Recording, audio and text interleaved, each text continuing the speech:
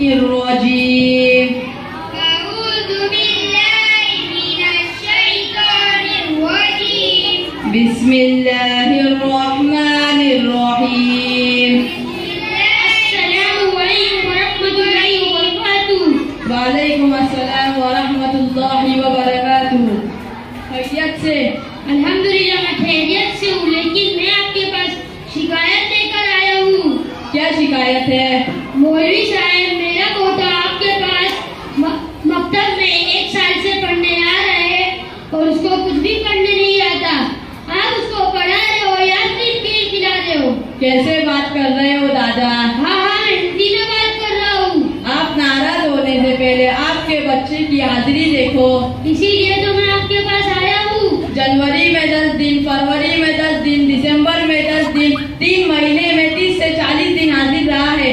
اب آپ کے پوتے کا ریکارڈ اب آپ کے سامنے ہے. جب آپ کے پوتے کو اسکول ٹیوشن کے علاوہ مکتب بھیجیں گے نہیں تو ان کوئی ایسی چیز نہیں جو میں آپ کے پوتے کو بول کر دوں. ایسی بات ہے، میں آپ سے معافی چاہتا ہوں. ہم کچھ ہی دن پہلے اپنے گاؤں سے آئے ہیں، ہمیں اس کے بارے میں کچھ معلوم نہیں تھا. اسی بات پر میں آپ سے معافی چاہتا ہوں. دادا جی، یہ بچے پابندی سے حاضر رہتے ہیں. ان کا حال دیکھو. میں آپ کے سامنے ان بچوں سے سوال کرتا ہوں. جی بڑی مہربانی ہوگی. بیٹا، آپ کا نام؟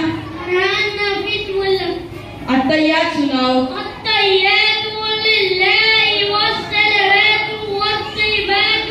السلام علیکم ایھا النبی ورحمۃ اللہ وبرکاتہ. السلام علینا وعلی عباد اللہ الصالحین. اشہد ان لا الہ الا اللہ واشہد ان محمدا عبدہ ورسولہ. بیٹا، آپ کا نام؟ مزمل سالم شیخ.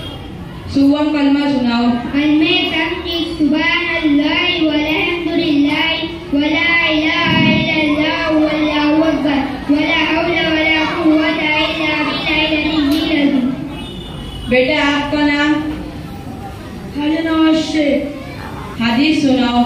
حدیث نمبر 1. انما الاعمال بالنیات. بے شک تعمال موقع دار و مدار نیتوں پر ہے. حدیث نمبر 2. نوم الصبح یوم رزق. صبح کے وقت کا سونا جس کو روک دیتا ہے. حدیث نمبر 3. السلام قبل الکلام. بات کرنے سے پہلے سلام کیا کرو. حدیث نمبر 4. الطہور شطر الایمان. پاکی آدھا ایمان ہے. حدیث نمبر 5. الوضو مفتاح الصلاۃ. وضو نماز کی کنجی ہے. بیٹا، آپ کا نام؟ ابو ذر مدرسے. وضو کے فرائض سناؤ. نمبر 1. بچانے کے بعد گھٹی کے نیچے تک 1 کان کلو سے دوسرے کان کلو تک پورا چہرہ دھونا. نمبر 2. دونوں ہاتھ کو کونیوں سے دھونا. نمبر 3. چوتھائی سے لگانا. نمبر 4. دونوں پیر پٹوں سے دھونا.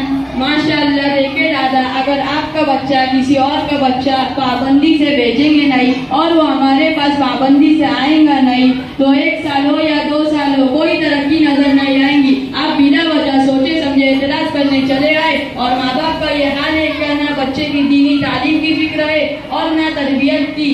صبح جلدی چلے جاتے ہیں اور بعض تو ایسے ہے کہ سالوں سال گزر جاتے ہیں مگر بچوں سے ملاقات نہیں ہوتی. رات دیر سے گھر آتے ہیں، صبح جلدی چلے جاتے ہیں اور بعض تو ایسے ہے کہ سالوں سال گزر جاتے ہیں مگر بچوں سے ملاقات نہیں ہوتی. اور رہی امی کی بات تو وہ لاڈ پیار میں بچوں کو بربادی کے نعرے پر لے جاتی ہے.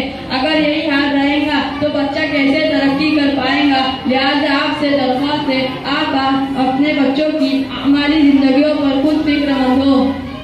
جی استاد جی شکریہ. السلام علیکم ورحمۃ اللہ وبرکاتہ. وعلیکم السلام ورحمۃ اللہ وبرکاتہ.